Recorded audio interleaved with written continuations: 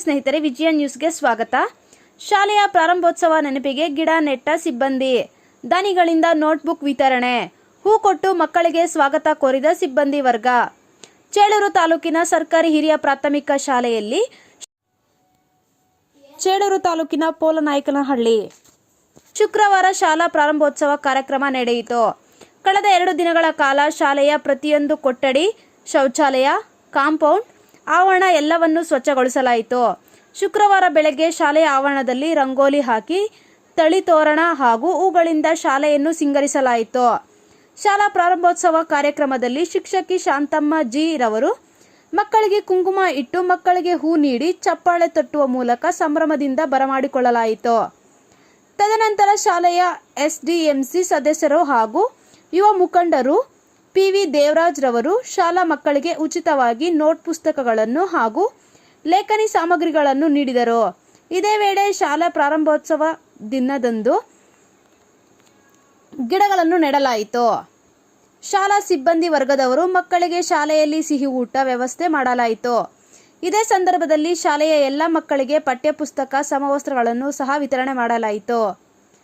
ಇದೇ ವೇಳೆ ಶಾಲೆಯ ಮುಖ್ಯ ಶಿಕ್ಷಕ PR ಪಾಪಣ್ಣ ಹಾಗೂ ಜಿ ಶಾಂತಮ್ಮ ಮಾತನಾಡಿ, ಸರ್ಕಾರಿ ಶಾಲೆಗಳ ಅಭಿವೃದ್ಧಿ ಕೇವಲ ಸರ್ಕಾರ ಹಾಗೂ ಇಲಾಖೆಗಳು ಅನುದಾನದಿಂದ ಸಾಧ್ಯವಿಲ್ಲ, ಸಂಘ ಸಂಸ್ಥೆಗಳು ಹಾಗೂ ದಾನಿಗಳ ಸಹಕಾರದಿಂದ ಸಾಧ್ಯ ಎಂದರು. ಎಸ್ಡಿಎಂಸಿ ಅಧ್ಯಕ್ಷರು ಪಿವಿ ದೇವರಾಜ್ ಮಾತನಾಡಿ, ಸರ್ಕಾರಿ ಶಾಲೆಯ ಮಕ್ಕಳು ಖಾಸಗಿ ಶಾಲೆಗಿಂತ ಕಡಿಮೆ ಎನ್ನುವ ಕೀಳು ಮನೋಭಾವ ಹೊಂದಿರಬಾರದು. ನಾವು ನಮ್ಮ ಪೋಷಕರಿಗೆ ಹೊರೆಯಾಗದೆ ಸರ್ಕಾರದಿಂದ ಸೌಲಭ್ಯ ಪಡೆಯುತ್ತಿರುವುದು ನಾವೇ ಧನ್ಯರು ಎಂಬ ಹೆಗ್ಗಳಿಕೆ ಹೊಂದಿರಬೇಕು ಎಂದರು. ಕಾರ್ಯಕ್ರಮದಲ್ಲಿ ಶಾಲೆಯ ಮುಖ್ಯ ಶಿಕ್ಷಕ AR Papanna, G Shanthamma, Anitha, Ratnaji, SDMC ಅಧ್ಯಕ್ಷರು PN ದೇವರಾಜ್, ಉಪಾಧ್ಯಕ್ಷರು R ಜಮೀಲಾ ಹಾಗೂ ಸದಸ್ಯರು, ಅಂಗನವಾಡಿ ಶಿಕ್ಷಕರು, ಅಡುಗೆ ಸಿಬ್ಬಂದಿ ಹಾಗೂ ಪೋಷಕರು ಉಪಸ್ಥಿತರು. ವರದಿಗಾರರು ರಾಮಾಂಜನೇಯ S, ವಿಜಯ ನ್ಯೂಸ್, ಚಿಂತಾಮಣಿ.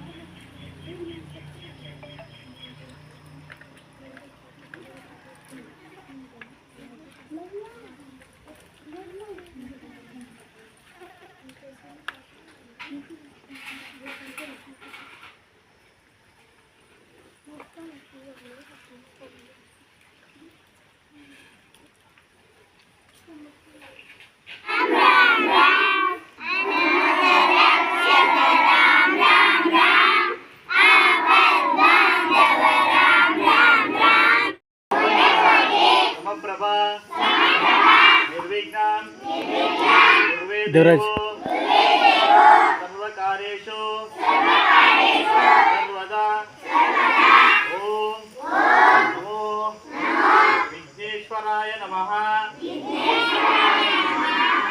बोलो विद्या गणपति के, बोलो विद्या गणपति के.